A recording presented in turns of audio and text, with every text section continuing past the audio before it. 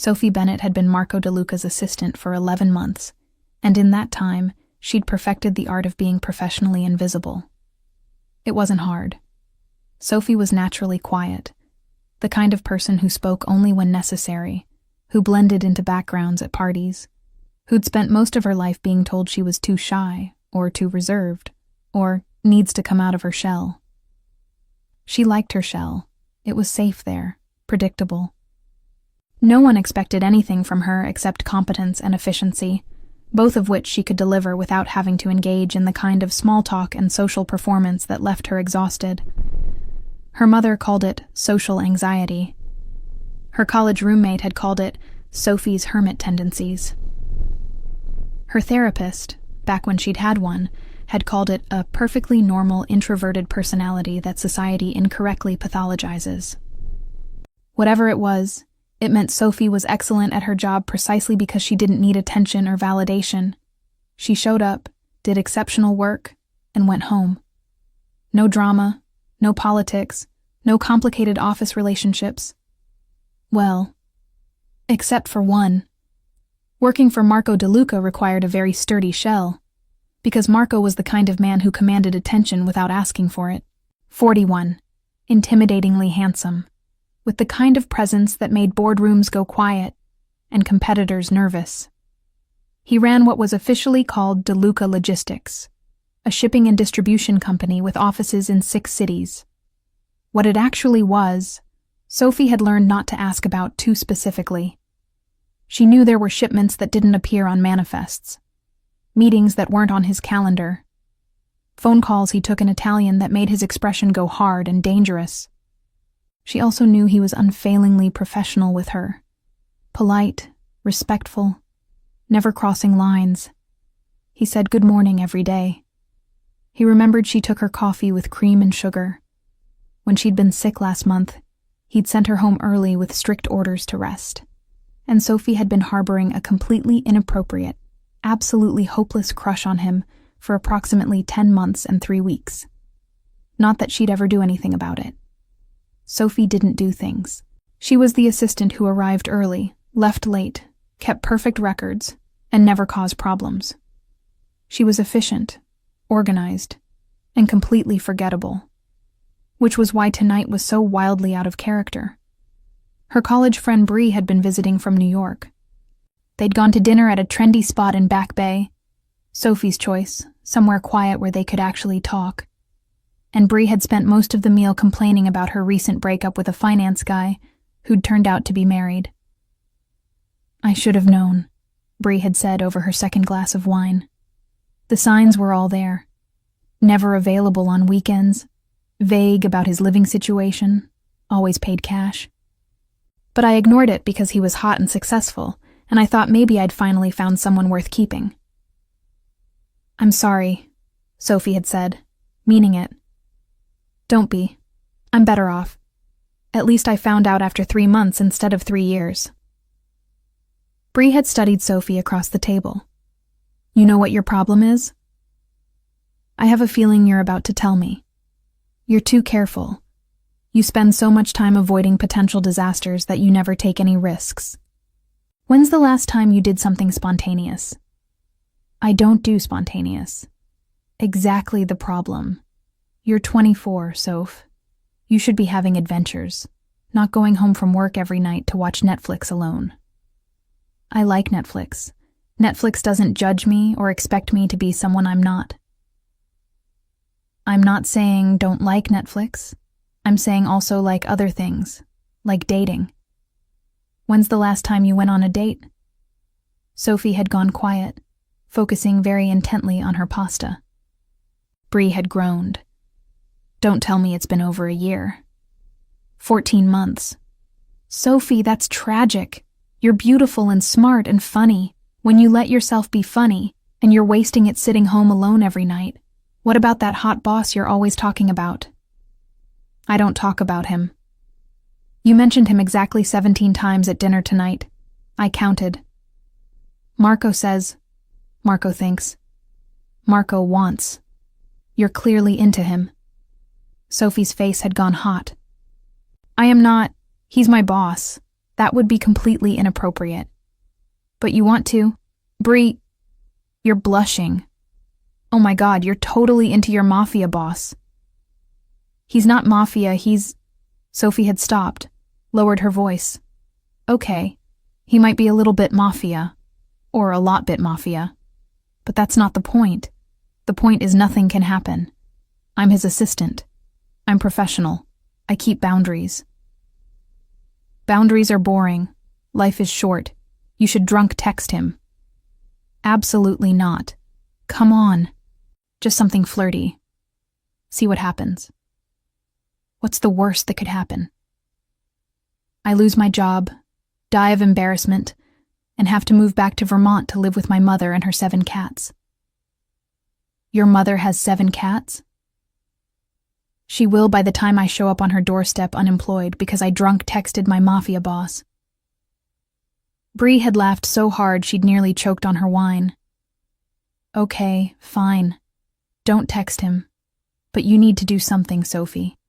You can't spend the rest of your life being too scared to go after what you want.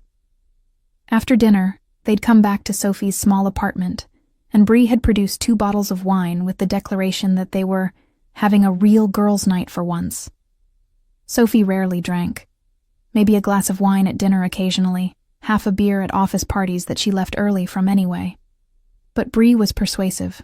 The wine was good, and Sophie had somehow ended up on her third glass, while Bree regaled her with increasingly wild stories about her dating adventures in Manhattan. You need to loosen up, Bree had said, topping off Sophie's glass. Live a little. Take some risks. When's the last time you did something spontaneous? I don't do spontaneous. Exactly the problem. You're 24, Soph. You should be having adventures, not going home from work every night to watch Netflix alone. I like Netflix. I'm not saying don't like Netflix. I'm saying also like other things. Like dating. When's the last time you went on a date? Sophie had gone quiet, and Bree had groaned. Don't tell me it's been over a year. 14 months. Sophie, that's tragic. What about that hot boss you're always talking about? I don't talk about him. You mentioned him exactly 17 times at dinner. Marco says, Marco thinks, Marco wants. Bree grinned. You're into him. I am not. He's my boss. That would be completely inappropriate. But you want to. Bree, you're blushing. Oh my God, you're totally into your Mafia boss. He's not Mafia, he's... Sophie stopped. Okay, he might be a little bit Mafia, but that's not the point. The point is nothing can happen. I'm his assistant. I'm professional. I keep boundaries. Boundaries are boring. You should drunk text him. Absolutely not. Come on. Just something flirty. See what happens. Nothing would happen except me losing my job and dying of embarrassment. Bree had eventually let it drop, finished her wine, and left around 8 p.m. to meet up with other friends in Boston. Sophie had fully intended to go to bed early, sleep off the wine, wake up professional and appropriate. Instead, she'd poured another glass, just to finish the bottle, waste not, want not, and settled on her couch in her pajamas to watch a romantic comedy that was absolutely not helping her inappropriate feelings about her boss. By 9 p.m., Sophie was decidedly tipsy, not falling down drunk, but definitely past the point where her usual inhibitions were functioning properly. That's when her phone buzzed. Marco. Sophie, I need the Singapore contracts for tomorrow's meeting. Did you leave them on my desk? I don't see them. Sophie stared at her phone. Marco rarely texted her outside work hours. When he did, it was brief, professional, to the point. She should respond the same way. Professional, helpful, appropriate. Her fingers moved over the screen. Yes, left side of desk, blue folder. Perfect. Professional. She started to hit send, then stopped. Looked at the message, deleted it. The wine was making her brave. Or stupid. Probably stupid. But Bree's words echoed in her head. When's the last time you did something spontaneous? Sophie's fingers moved again, typing before she could think too hard about it. Come get me. She hit send before she could stop herself, then stared at her phone in horror. Oh God. Oh God. Oh God. Oh God. She just texted her boss, her Mafia boss. Come get me. At 9 p.m. on a Friday night while drunk in her pajamas. Panic set in. She tried to fix it. I mean the folder, LOL. No, wait, that was worse. Wait, no, I meant come get it. Worse. The folder is on your desk. I'm not at the office, I'm home. Stop typing, stop typing, stop typing. Why am I still typing? Sophie dropped her phone on the couch like it had burned her and buried her face in her hands. She'd just sent her boss 6 increasingly incoherent text messages, including, come get me, which could be interpreted as... Her phone buzzed. She peeked through her fingers. Marco. Stay there, I'm coming. Sophie's heart stopped. He was coming. Here. To her apartment. In 10 minutes, probably, based on how far away he lived. And she was drunk. In pajama shorts and an oversized t-shirt, with messy hair and no makeup, and 2 empty wine bottles on her counter. Oh God, Sophie said out loud to her empty apartment. What did I do? She jumped up, too fast. The room spun slightly, and looked around wildly. The wine bottles. She should hide the wine bottles. Except why would she hide them? She was an adult. Adults drank wine on Friday nights. Adults who weren't about to be visited by their very attractive, very intimidating bosses after sending them drunk text messages that could definitely be interpreted as something other than, please retrieve a folder from your desk. Sophie grabbed the bottles anyway, shoved them in the recycling bin, then reconsidered and pulled them back out. Hiding them was worse. It looked guilty. She left them on the counter and ran to the bathroom to look at herself in the mirror. Disaster. Complete disaster. Her hair was falling out of its ponytail. Her face was flushed from wine. She was wearing shorts that were definitely too short and a t-shirt that was falling off one shoulder. She tried to fix her hair. Gave up. Tried to smooth down the t-shirt. It just slipped off her shoulder again.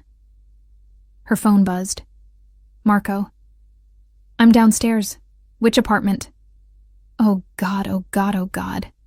Sophie texted back, 3B, then immediately regretted adding B instead of just 3B because that looked flirty and knocking. Firm, decisive knocking on her door. Sophie froze. He was here. Marco DeLuca was at her door because she'd drunk texted him, come get me, and he'd actually come. She could pretend not to be home. Ignore it. Claim she'd fallen asleep and hadn't heard. The knocking came again. Sophie, I know you're in there. Open the door. His voice through the door made her shiver. It was different than at work. Less professional. More... something. Sophie walked to the door on unsteady legs and opened it. Marco DeLuca stood in her hallway, and Sophie's brain short-circuited. She'd only ever seen him in suits. Perfect, expensive suits that made him look untouchable and intimidating. But right now, he was wearing jeans. Dark, well-fitted jeans. And a black Henley that did absolutely nothing to hide the fact that he was built like someone who did a lot more than sit behind a desk. He'd clearly left his house in a hurry. No jacket. Hair slightly messy like he'd run his hands through it. And he was looking at her with an expression Sophie had never seen before. Not professional, not polite. Something heated and intense that made her very aware of her pajama shorts and bare legs. Hi, Sophie said, because apparently that's what her wine-soaked brain came up with. Marco's mouth curved slightly. Not quite a smile, but close. Hi. You came.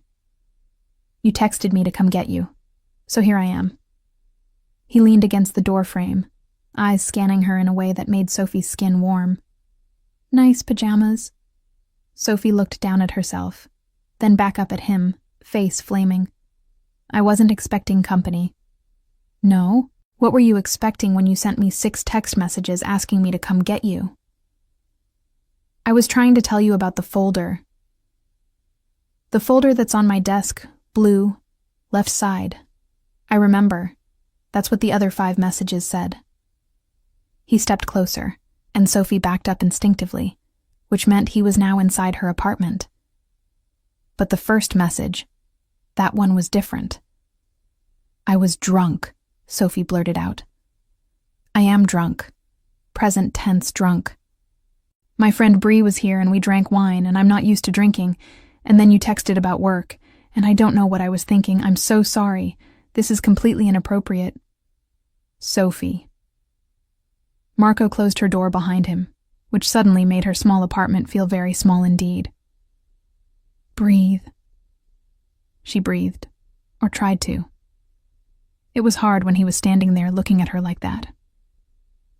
You're not in trouble, he said quietly.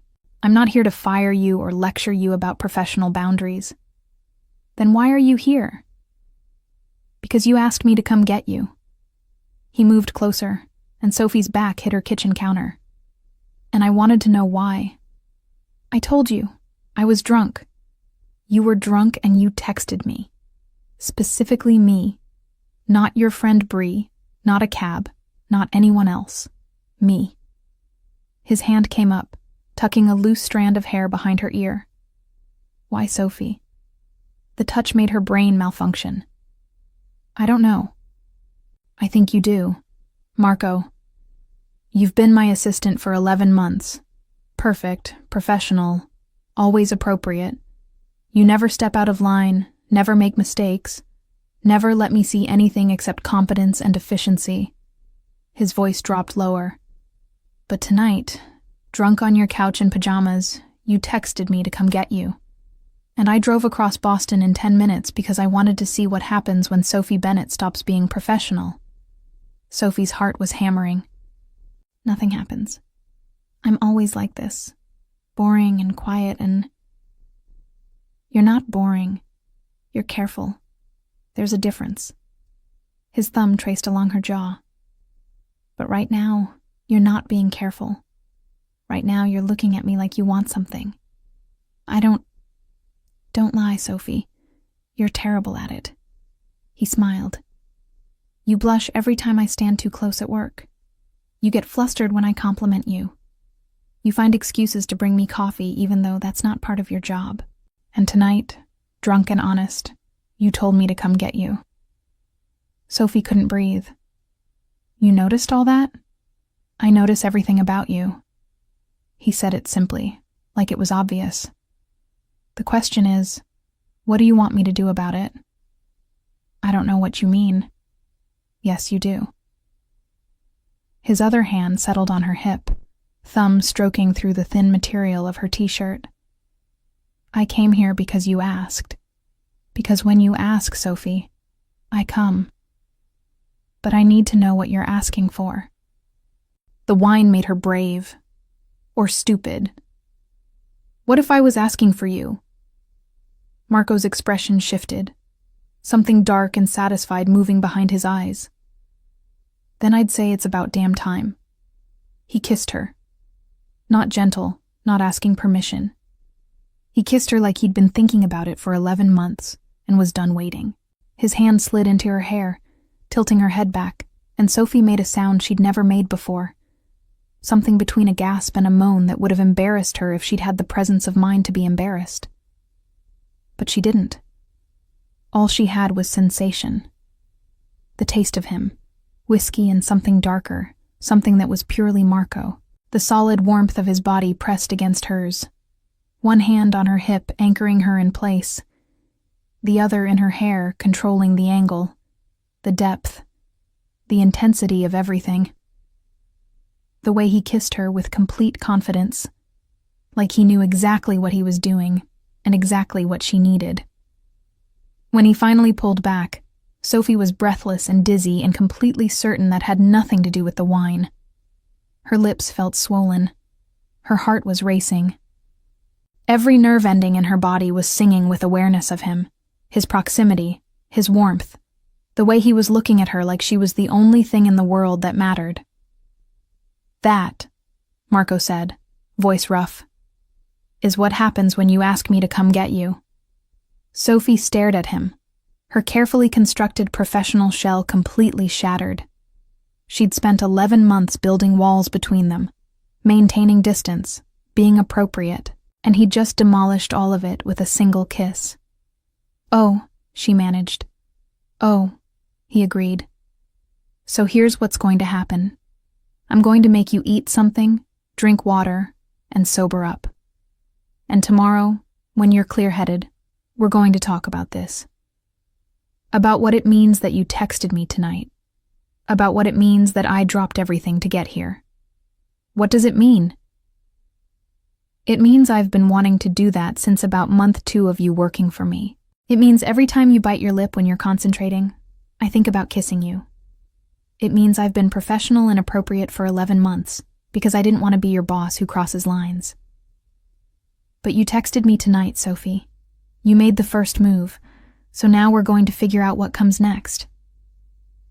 Sophie's brain was having trouble processing. "You've wanted to kiss me since month 2. Since month 2, possibly earlier. You wore this blue dress to a client meeting and I stopped listening to the presentation entirely. That was 10 months ago. I'm aware. I've been very patient." He stepped back, giving her space she suddenly didn't want. "Now? Food? Do you have anything in this apartment besides wine?" Sophie blinked, trying to shift gears. Leftover Thai food? Perfect. You eat, drink water, and I'll make sure you don't do anything else drunk and inadvisable tonight." "Like what?" "Like texting me again, asking me to come back to bed with you." Sophie's face went nuclear. "I wasn't going to. You were thinking it, I can tell." But he was smiling, moving to her fridge with easy familiarity. "Sit down before you fall down. And for the record, when you ask me that question sober, the answer is yes." Sophie sat on her couch heavily, watching her boss, her very attractive boss, who'd just kissed her breathless, reheat her leftover pad thai like he belonged in her kitchen. This was insane. This was inappropriate. This was everything she'd never let herself want. And it had started because she'd drunk texted, "Come get me," and he'd actually come. Marco appeared with a plate of food and a large glass of water. "Eat. All of it. You're very bossy. You've worked for me for 11 months. You're just noticing this now?" Sophie took a bite of pad thai, watched him settle into her armchair like he'd sat there 1,000 times. "This is so weird." "Which part? The part where you drunk texted me? Or the part where I kissed you?" "Both. All of it. You're my boss." "At work, yes. Right now?" He gestured around her apartment. "Right now I'm just a man who drove 10 minutes to get to you because you asked, and who's going to make sure you're okay before I leave." "You're leaving?" "After you eat, and I know you're safe. I'm not staying the night, Sophie. Not when you're drunk. When this happens." He looked at her with promise. "You're going to be completely sober and absolutely sure." "When? Not if." "When? Because you texted me tonight. Because you've been looking at me with those big eyes for months. Because I've been waiting for you to give me a sign that you wanted this, and drunk or not. Tonight you did." He leaned forward. "So eat your food, drink your water, and tomorrow we'll talk about how we're going to handle this at work. Because I'm not going back to pretending I don't want you, Sophie.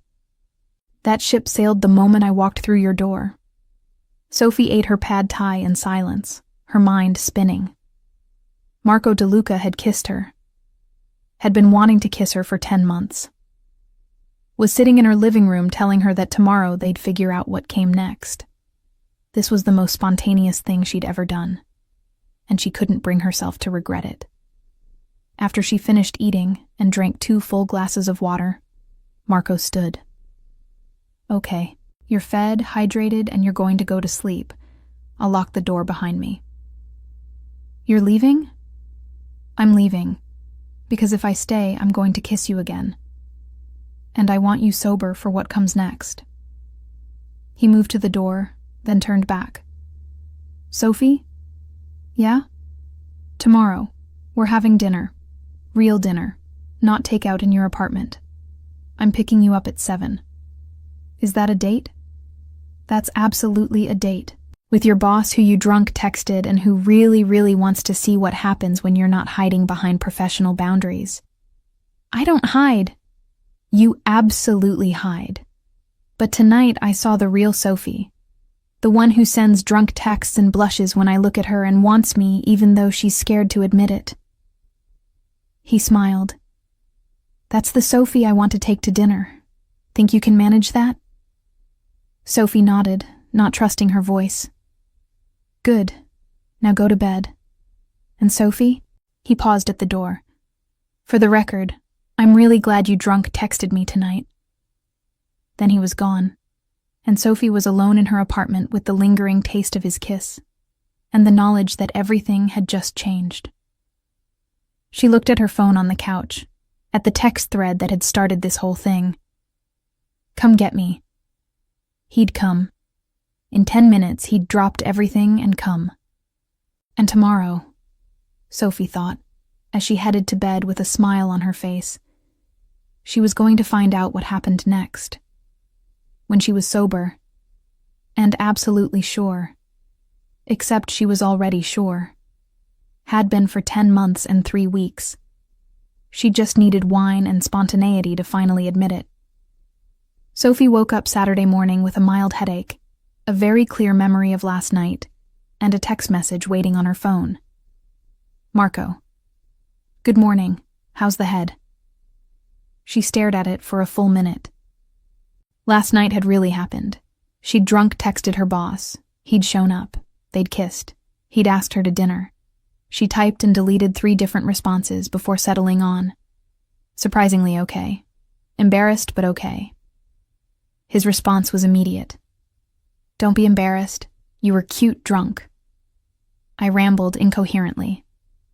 Like I said, cute. Still on for dinner tonight? Sophie took a breath. Sober. Sophie could say no. Could claim it was the wine talking, go back to being professional, pretend it never happened. Except she didn't want to. Yes, 7. I'll pick you up at 6:30. Wear something you feel beautiful in. Sophie spent the entire day oscillating between excitement and panic. She cleaned her apartment obsessively, changed outfits 4 times, did her makeup, hated it, redid it. Tried on every dress she owned before settling on a simple black one that made her feel like an adult instead of a girl playing dress-up. At 6:25, her doorbell rang. Early. Of course he was early. Sophie opened the door to find Marco in a dark suit. Not the ones he wore to work, something different. More casual, but still devastatingly handsome. He was holding flowers. These are for you, he said, handing her a bouquet of peonies. Before you ask, yes, I know your favorite flowers because you have a picture of them on your desk. And before you overthink it, accepting flowers from me doesn't mean you owe me anything. It just means I wanted to bring you flowers. Sophie took them, her throat tight. Thank you. They're beautiful. You're beautiful. He said it simply, like it was fact. Ready? Let me just put these in water. Take your time. While Sophie arranged the flowers in a vase with shaking hands, Marco waited in her doorway, watching her with that intense focus that made her feel like the only person in the world. Okay, she said finally. Ready. The restaurant was intimate, a small Italian place in the North End that looked like it had been there for generations. The owner greeted Marco with familiarity, seated them at a corner table with candlelight and privacy. You come here often? Sophie asked after they'd ordered wine. My family's known the owner for 30 years. It's quiet, the food is incredible, and we won't be interrupted. He reached across the table, took her hand. I wanted somewhere we could actually talk. About last night? About everything. but we can start with last night if you want. Sophie took a sip of wine for courage. Just a sip. She was not repeating yesterday's mistake. I'm sorry for drunk texting you. I'm not. If you hadn't, we'd probably still be dancing around this for another 11 months. Dancing around what? The fact that I'm attracted to you. That I have been since you walked into my office for your interview wearing a blue dress and looking terrified. Sophie blinked. That was over a year ago. 13 months. But you were applying to be my assistant, and I'm not the kind of man who hires someone because they're attractive. So I hired you because you were brilliant and competent and exactly what I needed. The attraction was just something I dealt with. By being completely professional and never crossing any lines. Exactly. He squeezed her hand. Sophie, I need you to understand something. I have a reputation. People know what I do, what my business is. I'm not a safe choice for someone like you. Someone like me? Someone good. Someone who works hard and plays by the rules and deserves better than a man with blood on his hands. Sophie was quiet for a moment. Are you trying to scare me away? I'm trying to be honest. If we do this, if we cross this line, you need to know what you're getting into. I've worked for you for 11 months. I know who you are, Marco. I know the phone calls you take in Italian, the meetings that aren't on your calendar, the way people look at you with a mixture of respect and fear. I'm not naive, but you're not involved in it. As my assistant, you're separate from the dangerous parts. He stopped. As more than my assistant, that changes. As your what? Sophie asked quietly. Marco's thumb traced circles on her palm. As my girlfriend, as someone I'm dating, as someone who matters to me. Those are all things that make you a target, Sophie. That put you in danger just by association. And if I'm willing to accept that risk? Are you? Really? Because last night you were drunk and brave. Tonight you're sober. I need to know you understand what you're saying yes to. Sophie thought about it. Really thought about it. Not just the romance and the attraction, but the reality of who Marco DeLuca was. What his world looked like. What being part of it would mean. I'm not saying yes to being reckless, she said finally. I'm saying yes to dating you. To seeing where this goes. To not hiding how I feel anymore. She met his eyes. I've been terrified for 11 months. Terrified of my feelings. Of doing something wrong. Of wanting something I couldn't have. Last night the wine made me brave enough to ask for what I wanted. But I don't need wine to know I still want it sober. Marco's expression shifted. Relief and something deeper. You're sure? I'm sure I want to try. I'm sure I'm tired of being safe and careful all the time. I'm sure... She took a breath. I'm sure I've been a little bit in love with you since month 3, and I'd like to see what happens if I stop pretending otherwise. Month 3? You brought me coffee when I was stressed about the quarterly reports. You remembered I liked caramel macchiatos. It was a small thing, but it mattered. I remember... You smiled at me like I'd given you diamonds instead of coffee. Because no one pays attention to things like that. But you did. You always do. Their food arrived. Incredible Italian dishes that Sophie barely tasted because she was too focused on the man across from her, holding her hand like he was afraid she'd disappear. So, Marco said after they'd eaten. Ground rules. At work, we're professional. You're my assistant. I'm your boss. We don't blur those lines during business hours. Agreed. Outside of work, I want to take you on actual dates. I want to do this properly. Not hide it, but not flaunt it either. My family will know. There's no keeping secrets from my mother, but we don't advertise it to the entire company. That makes sense. And if at any point you're uncomfortable, if the danger feels like too much, if you change your mind, you tell me. No judgment, no hard feelings. I'd rather have you safe and not with me than in danger because you were too scared to speak up. Sophie squeezed his hand. I'll tell you. I promise. Good. He smiled. Now, let's talk about the important stuff. What's your favorite movie? What music do you listen to? What do you do when you're not being my perfect assistant? They talked through dessert and coffee. Sophie learned that Marco loved old westerns, that he ran 5 miles every morning, that he had a weakness for strawberry gelato, that he had 2 younger sisters who drove him crazy, a mother who called him every day, and a father who'd taught him the business from the ground up. Marco learned that Sophie read romance novels obsessively, that she stress-baked when anxious, that she'd wanted to be a librarian until college when she'd discovered she loved business administration, that her family was small, just her and her mom in Vermont, and that she'd moved to Boston specifically for grad school and stayed because she loved the city. Why did you apply to work for me? Marco asked. You had other offers, better offers probably. Your company interested me. The logistics, the international scope, and... She hesitated. And when I researched you, everyone said you were brilliant but demanding, that you had high standards and didn't tolerate mediocrity. I wanted to work for someone who'd challenge me. Did I? Every single day. She smiled. You make me better at my job. You notice details, you push for excellence, you never settle for good enough. It's intimidating and inspiring at the same time. You've never been just good enough, Sophie. From day one, you've been exceptional. They left the restaurant around 10, Marco's hand on the small of her back as they walked to his car.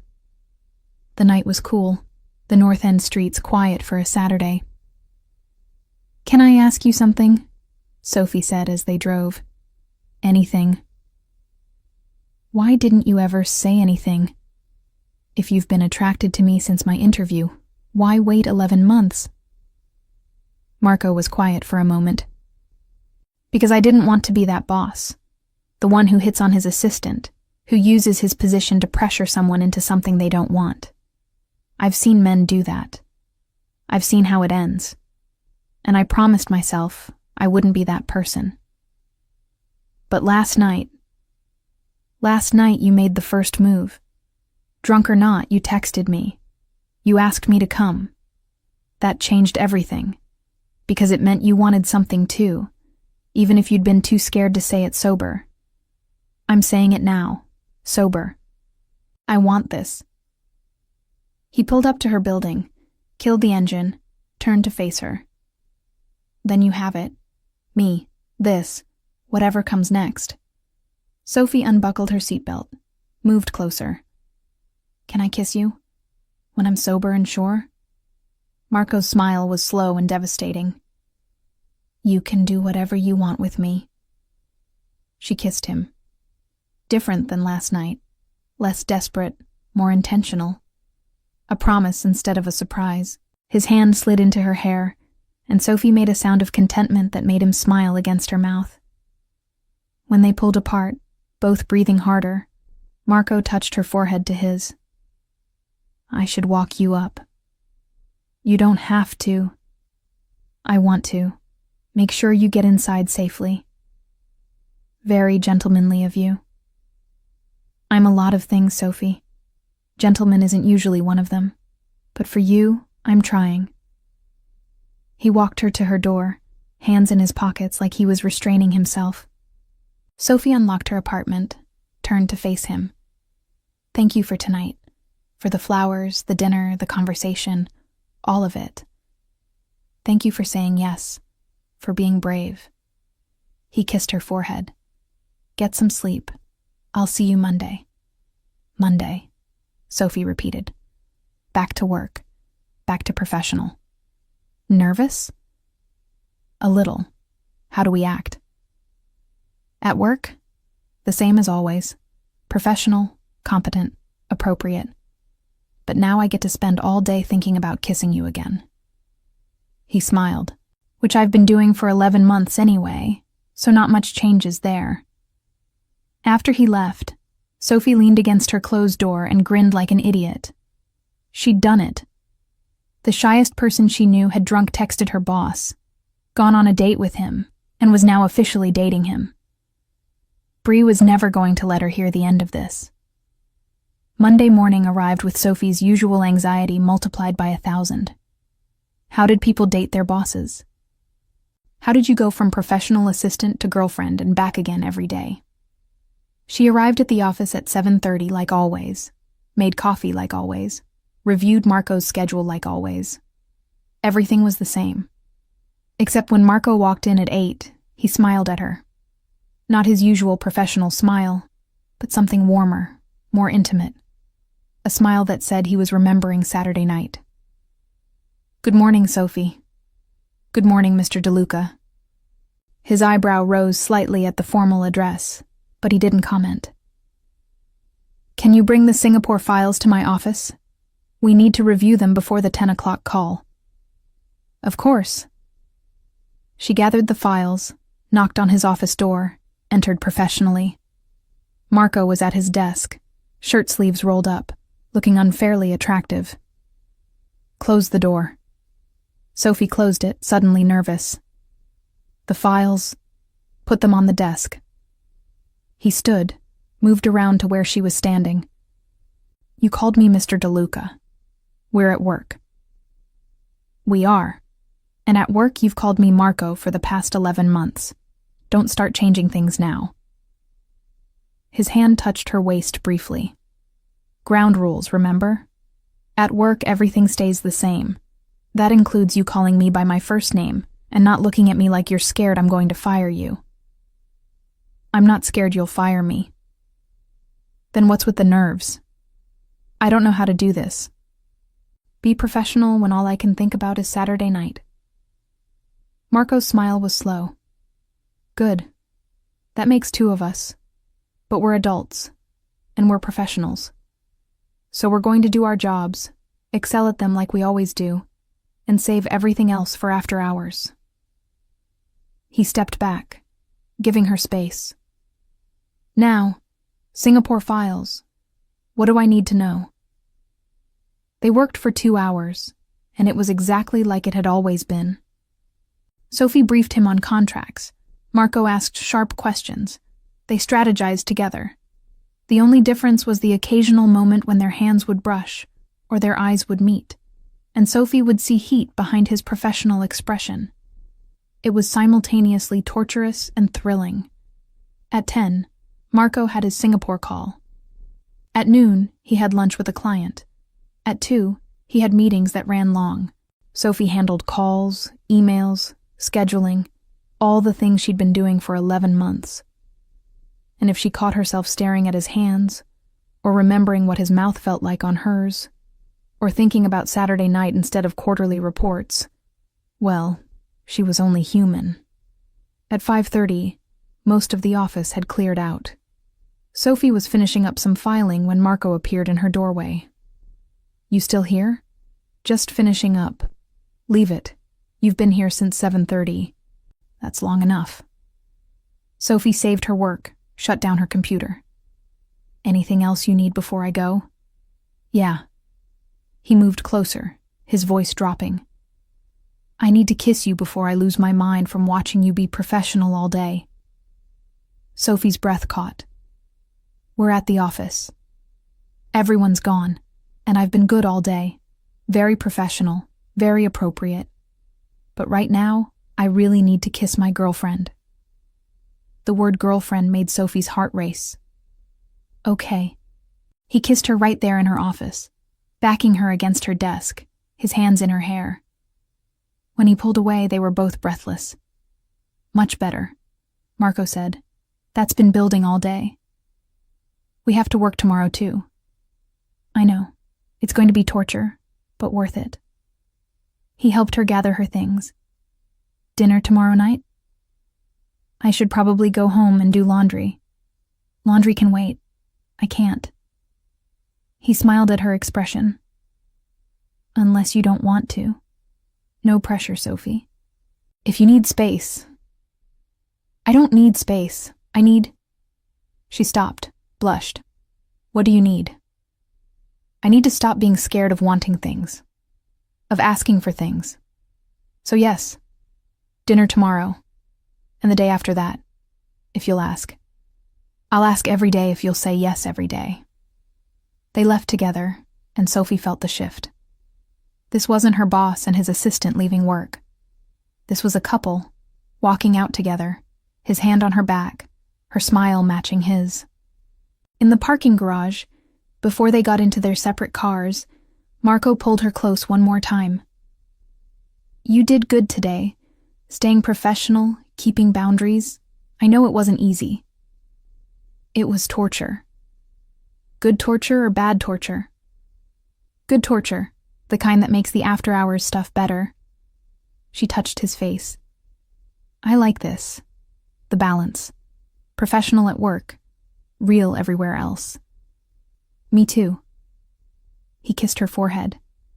Get home safe. Text me when you're inside. That's very protective of you. You're mine now. I'm protective of what's mine. He said it casually, but there was steel underneath. Text me. I will. Sophie drove home with a smile on her face, texted Marco the moment she was inside her apartment, and spent the evening thinking about how much her life had changed in 3 days. From shy assistant to girlfriend of a Mafia boss. All because she'd been drunk enough to text, "Come get me." And brave enough to mean it. 3 weeks into dating Marco DeLuca, Sophie was learning that being with him meant living in 2 worlds. At work, they were flawless. Professional, efficient, the perfect boss-assistant dynamic they'd always had. Marco barked orders, Sophie executed them perfectly. They strategized on deals, coordinated schedules, ran his business with the precision of a well-oiled machine. No one at the office suspected anything. Why would they? Sophie was the same quiet, competent assistant she'd always been. Marco was the same demanding, brilliant boss. Everything looked exactly as it always had. Except now, Sophie knew what Marco looked like when he smiled at her over dinner. Knew how his voice got softer when he called her late at night just to hear her voice. Knew the way his hands felt on her skin, the taste of his kiss, the sound he made when she touched him just right. It was intoxicating and terrifying in equal measure. You're distracted, Marco said one afternoon, 3 weeks in. They were alone in his office, reviewing contracts, and Sophie had read the same paragraph 4 times without absorbing anything. Sorry, I'm just thinking about Friday night. His smile was knowing. They'd gone to dinner at a restaurant in Cambridge, far from the North End where people knew him, and had talked for hours. About everything and nothing. About their childhoods and their dreams and the future neither of them were ready to name yet. Maybe. Good, me too. He stood, moved around his desk to where she sat. We have 10 minutes before my next meeting. Come here. Sophie stood, and he pulled her close, kissing her with the desperate efficiency of someone stealing moments. When he pulled back, they were both breathing hard. I hate that we have to hide this at work, he said quietly.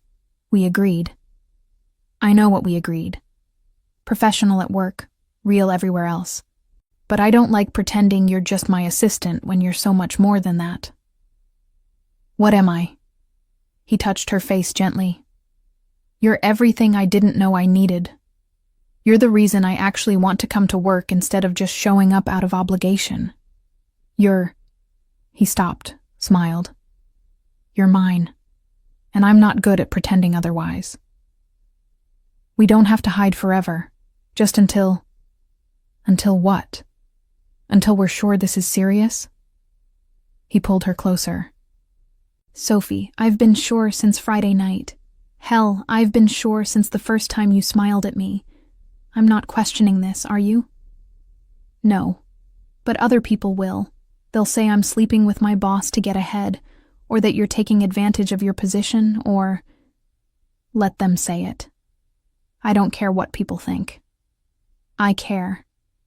I care about my reputation, about being taken seriously. If everyone knows, everything changes. Marco was quiet for a moment. You're right. I'm sorry. I'm being selfish. This is your career too. and I don't want to mess that up because I can't keep my hands off you for 8 hours a day. It's not just you, it's me too.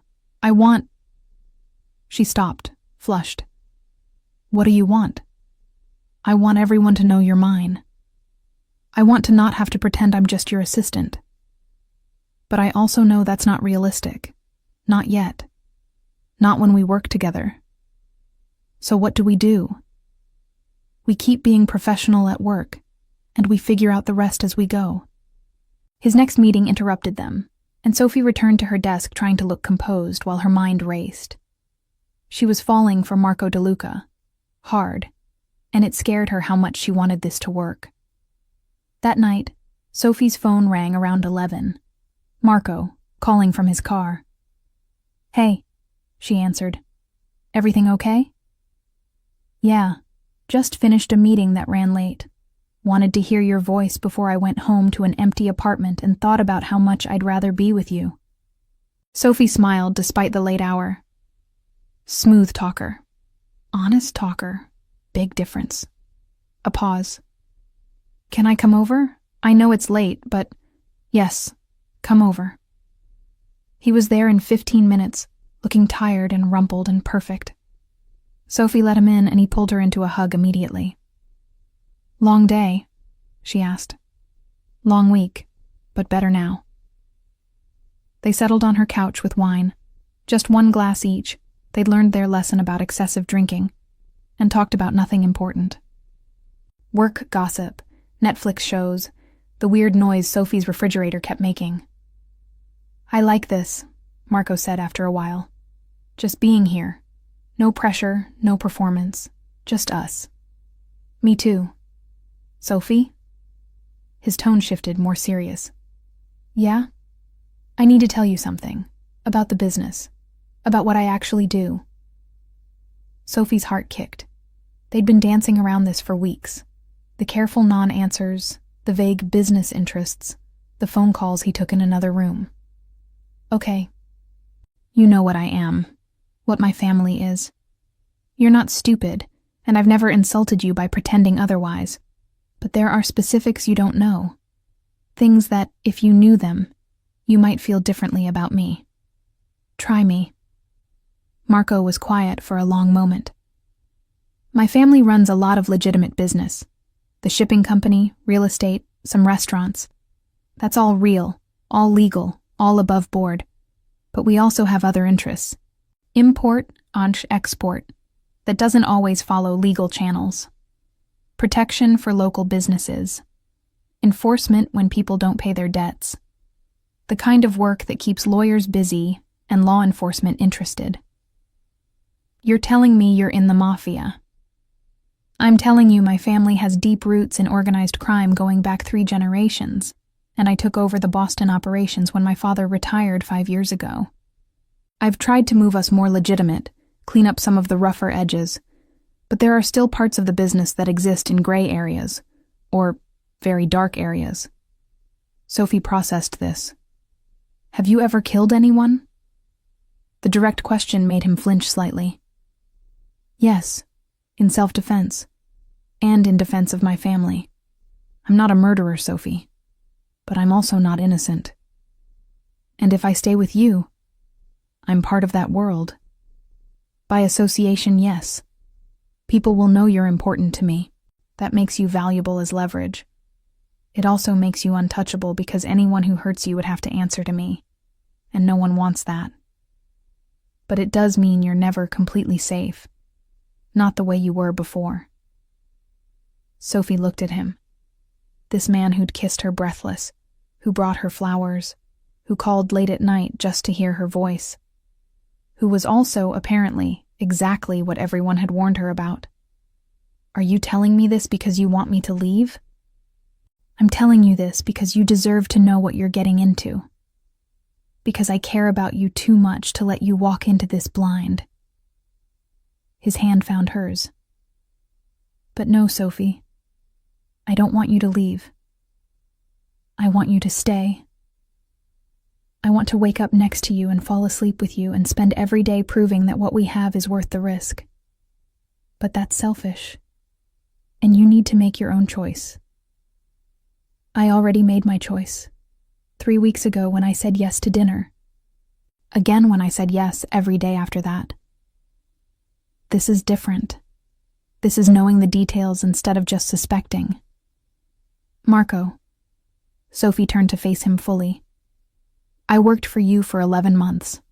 I'm not naive. I knew there was more to your business than shipping manifests and quarterly reports. I knew you were dangerous. I knew the world you existed in. And I still drunk texted you to come get me. I still said yes to dating you. I still fell for you knowing exactly who you are. You don't know exactly who I am. Then tell me. Not the business stuff. Tell me who you are. The real you. Marco looked at her for a long moment. I'm someone who takes care of the people who matter to him. I'm loyal to a fault. I have a temper I work hard to control. I believe in keeping my word and protecting my family. I drink too much coffee and not enough water. I hate mornings, but I run anyway because my father taught me discipline matters. I'm not good at talking about feelings, but I'm trying to be better at it for you. And I'm falling in love with my shy assistant who drunk texted me 3 weeks ago and changed my entire life. Sophie's breath caught. You're falling in love with me? I'm pretty far past falling, actually. I'm solidly in love with you. Have been for a while. Just wasn't sure when to say it. How about now? Now works. He pulled her into his lap. I love you, Sophie Bennett. Completely. Possibly since month 3 when I brought you coffee and you smiled at me like I'd brought you the moon. Definitely since you drunk texted me and I drove across Boston like my life depended on getting to you. I love you too. She said it quietly but with certainty. I was terrified of it. Terrified of wanting something this much. But I love you. Mafia business and all. He kissed her then, deep and sure and perfect. And when he pulled back, his smile was the kind Sophie wanted to spend her life earning. Stay tonight, he said. No pressure for anything except falling asleep next to me and waking up together. Okay. They fell asleep on Sophie's couch, tangled together, and Sophie thought about how 3 weeks ago she'd been too scared to even admit she was attracted to him. Now she was in love with him. And somehow, that felt exactly right. 4 months into dating Marco, Sophie's life had transformed in ways she was still processing. She'd met his family, a massive, loud, overwhelming Italian family that had welcomed her with open arms and too much food. His mother had cried and hugged her and declared her perfect for my son. His sisters had interrogated her thoroughly and apparently approved. His father had looked at her with knowing eyes and said, "You're good for him. He smiles more." She'd moved some clothes into his apartment. Officially, she still had her own place, but practically she spent most nights at his. They'd fallen into a routine of morning coffee together, professional distance at work, and evenings that ranged from quiet dinners to events where Sophie learned to navigate the complex world of Boston's Italian community. She'd also learned that dating a mafia boss meant accepting security. Marco's driver picked her up some mornings. There was a guy who watched her apartment building. Her phone had been upgraded to something with better security features that Marco had installed himself. It should have felt suffocating. Instead, it felt like being valued, like mattering to someone who took protecting what was his very seriously. "You're smiling," Marco said one morning over coffee in his kitchen. They'd been up late the night before, a charity gala where Sophie had worn a dress that made Marco's eyes go dark, and were enjoying a lazy Saturday morning. Just thinking about how much has changed. Good changes? The best changes. 4 months ago, I was too scared to even talk to you outside of work emails. Now I'm drinking coffee in your kitchen wearing your shirt. You wear my shirts better than I do. That's not true. It's absolutely true. You in my clothes is my new favorite thing. He pulled her into his lap. Well, second favorite. First favorite is you out of my clothes, but that's a given. Sophie laughed, blushing. You're terrible. You love it. I love you. There's a difference. Is there? I'm not sure. But he was smiling, that soft expression he got when it was just them. Sophie? Yeah? Move in with me. For real. Give up your apartment, bring all your stuff, make this official. Sophie's heart raced. That's a big step. I know, but we're already living together in practice. You're here 6 nights a week. Your toothbrush is in my bathroom. Half my closet is your clothes. Let's just make it official. What about work? People will notice if I move in with you. Then we tell them we're together. Make it official there too. Sophie, I'm tired of hiding this. I want everyone to know you're mine. They'll talk. Let them talk. You're brilliant at your job. You earned your position through competence and skill, not because you're sleeping with the boss.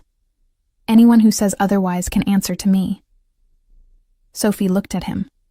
This man who'd gone from her intimidating boss to her everything, who made her feel brave and valued and loved. Okay, I'll move in. Okay, we can tell people at work. Okay to all of it. She kissed him. Because you're right, I'm tired of hiding. I want everyone to know I'm yours. And that I'm yours. That's the important part. He stood, pulling her with him. Come on, let's go get breakfast and then we're starting on moving your stuff today. Today? Marco, I haven't even given notice on my apartment. So we give notice today. Pay out your lease if we have to. I want you here. Officially. No more back and forth. They spent the weekend moving Sophie's things. Marco insisted on hiring movers, but Sophie insisted on packing her own boxes. His apartment slowly filled with her stuff.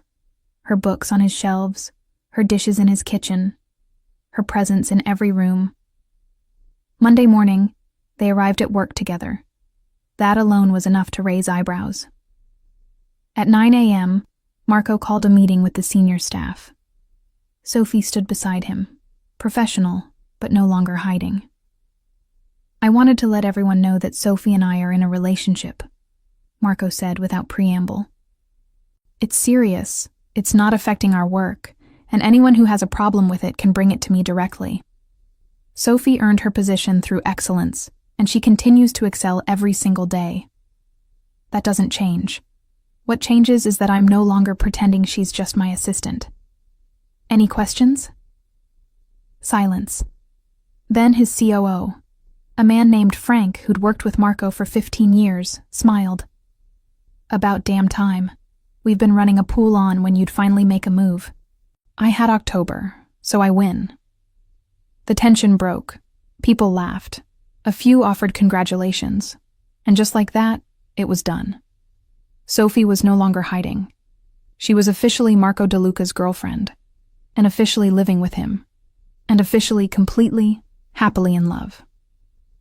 That night, in their shared apartment, Marco pulled her close.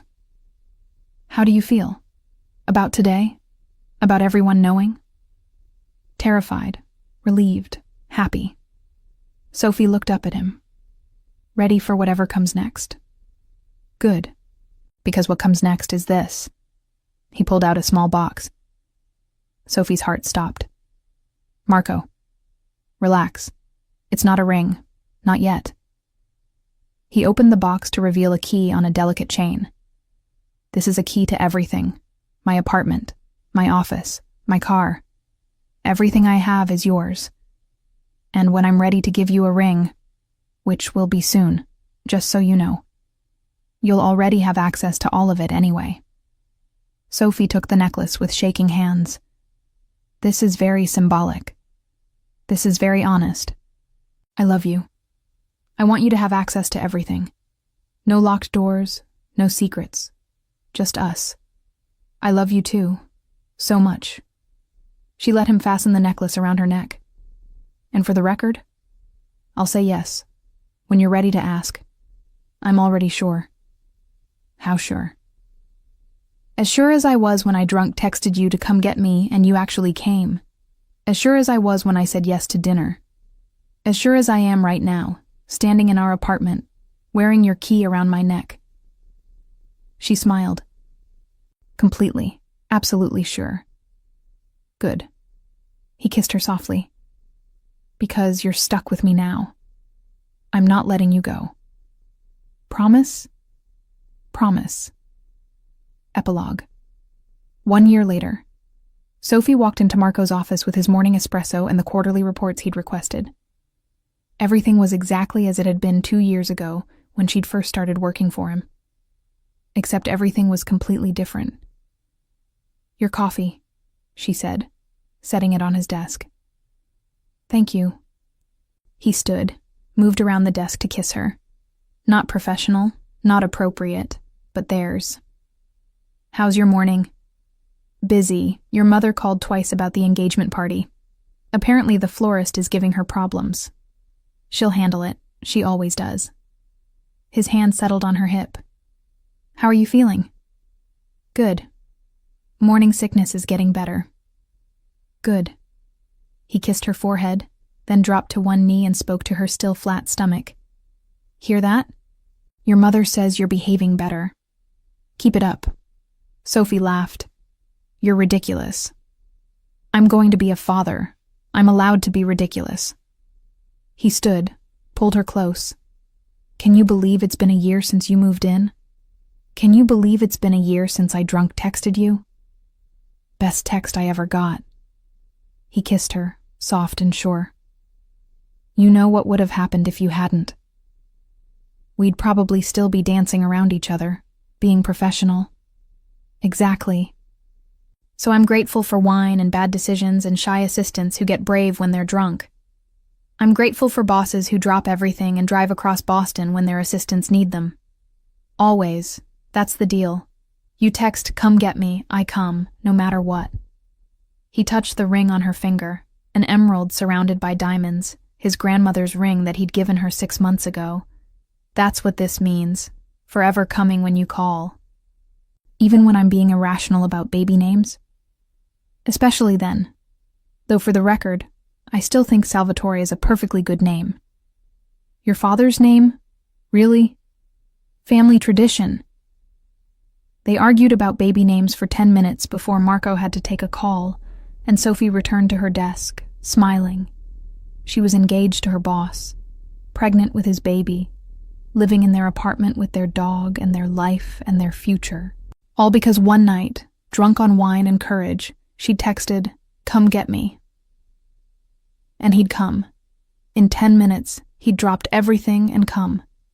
And he'd been coming ever since, to her apartment, to her life, to her heart. Sophie touched the key necklace she still wore alongside her engagement ring. She'd been terrified to want him, terrified to ask for what she needed. But she'd asked, and he'd answered, every single time, and would keep answering for the rest of their lives. Because when Sophie Bennett asked Marco DeLuca to come get her, he came, always.